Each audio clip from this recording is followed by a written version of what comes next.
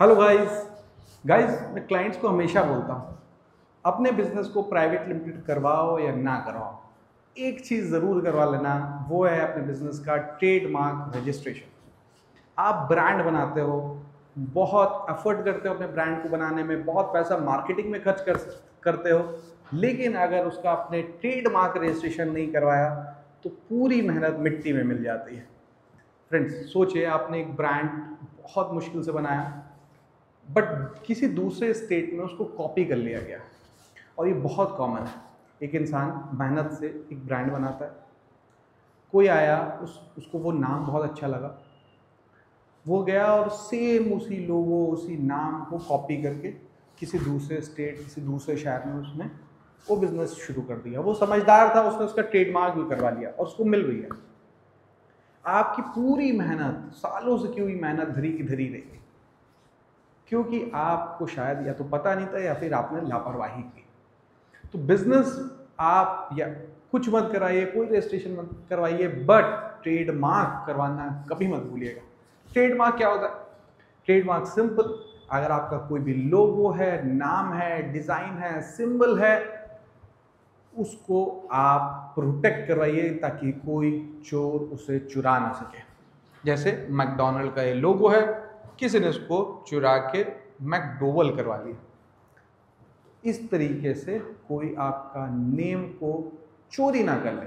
आजकल कैंपा चल रही है, तो मुकेश अंबानी जी की कैंपा कोला, बहुत सारे लोग आपने देखा होगा चंपा कोला करके शुरू किया है किसी ने, कैंपा कोला को चंपा कोला। तो इसी ये क्या है? ट्रेडमार्क इंफ्रिंजमेंट है। नाम को कॉपी करना, पूरी तरीके से कॉपी नहीं किया, बट सिमिलैरिटी ऑफ नेम। तो अगर कल को रिलायंस चाहे तो इनको इस पे केस करके इसको बंद भी करवा सकती है। तो ट्रेडमार्क लेना बहुत इंपॉर्टेंट है फ्रेंड। ट्रेडमार्क किसी भी वर्ड का, किसी भी लोगो का, डिवाइस का, यानी कि आप चाहें तो नेम और लोगो का साथ में भी ले सकते हैं। साउंड मार्क का, 3D मार्क का, कलर मार्क का। कलर मार्क मतलब अगर आपका कोई यूनिक कलर है तो उसका भी आप ट्रेडमार्क ले सकते हैं। कॉम्बिनेशन ऑफ कलर्स, तो उसका भी आप ट्रेडमार्क अप्लाई कर सकते हैं। फ्रेंड्स, जब भी आप ट्रेडमार्क करेंगे तो ट्रेडमार्क को बहुत सारे क्लासेस में डिवाइड किया गया है। जैसे टोटल 45 क्लासेस में सारे प्रोडक्ट्स और सर्विसेज को बांटा गया है, क्योंकि पूरी दुनिया में बहुत सारे सामान बिकते हैं, बहुत सारे सामान बनते हैं, बहुत तरह की सर्विसेज प्रोवाइड की जाती हैं। तो लेट सपोज मैं एक प्रोडक्ट बनाता हूँ, ओके, कोई एक मेडिसिन बनाता हूँ, लेट सपोज। अब मेडिसिन में बनाता हूँ, सिर्फ मेडिसिन बनाता हूँ, और मेडिसिन का मेरा नाम है ABC। और कोई एक और पर्सन है जो एक NGO चलाता है, उसका भी नाम ABC है। ABC जो मेडिसिन बनाता है, जो NGO चलाता है ABC, उसमें कोई भी रिलेशन है, हाँ नाम सेम है, बट कोई और तरह से का रिलेशन नहीं है। तो इसीलिए ताकि अगर कोई रिलेशन नहीं है आपस में, तो इन दोनों को अलग अलग क्लास में रखा गया है। मैं क्या कहना चाह रहा हूँ इसको एक एग्जांपल से समझ लेते हैं फ्रेंड्स। ट्रेडमार्क का मेन पर्पस क्या है? ट्रेडमार्क का पर्पस ये है कि कोई आपकी मेहनत को कॉपी करके आपके कस्टमर्स को चोरी ना कर ले। जैसे कैंपा कोला का मैंने एग्जांपल दिया।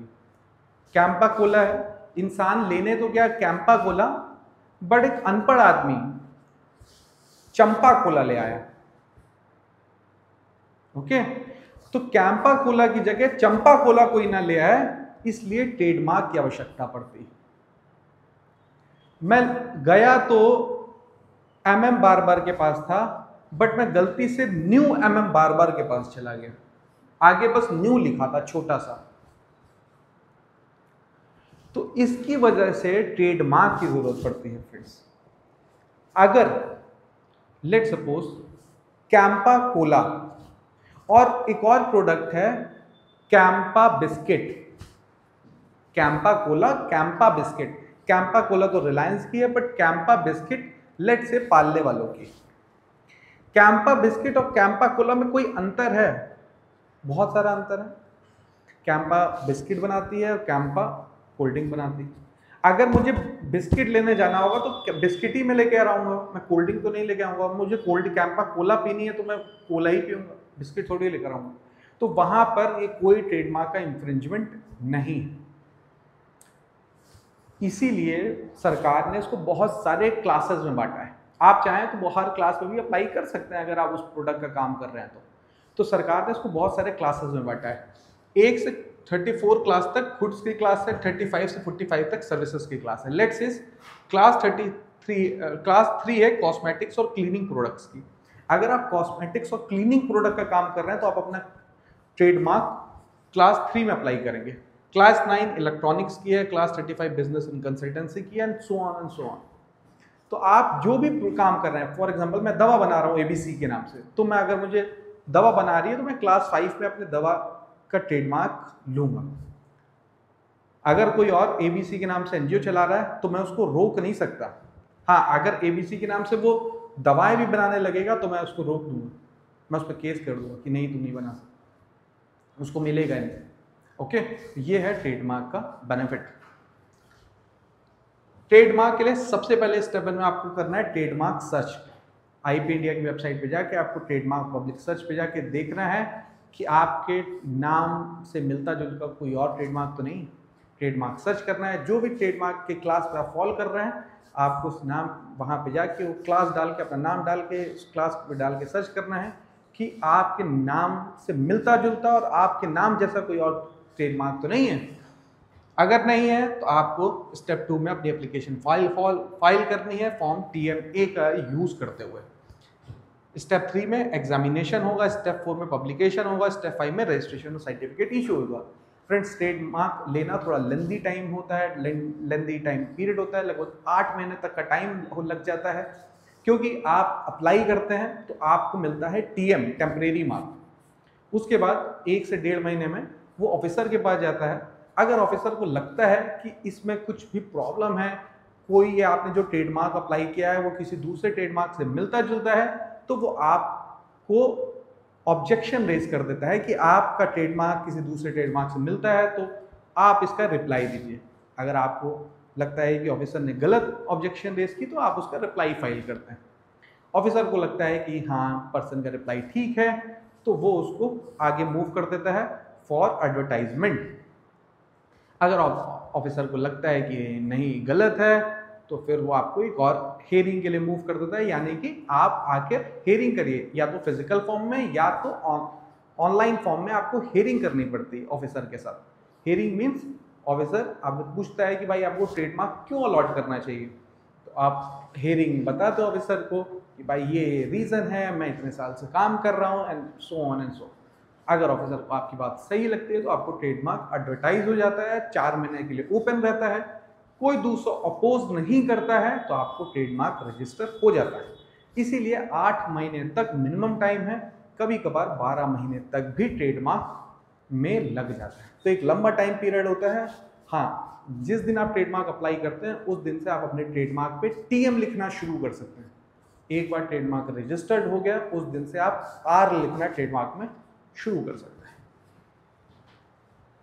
कितने टाइम तक ट्रेडमार्क आपका वैलिड रहता है, तो 10 साल तक वैलिड रहता है फ्रेंड्स। हर 10 साल के बाद रिन्यूअल करवाना पड़ता है।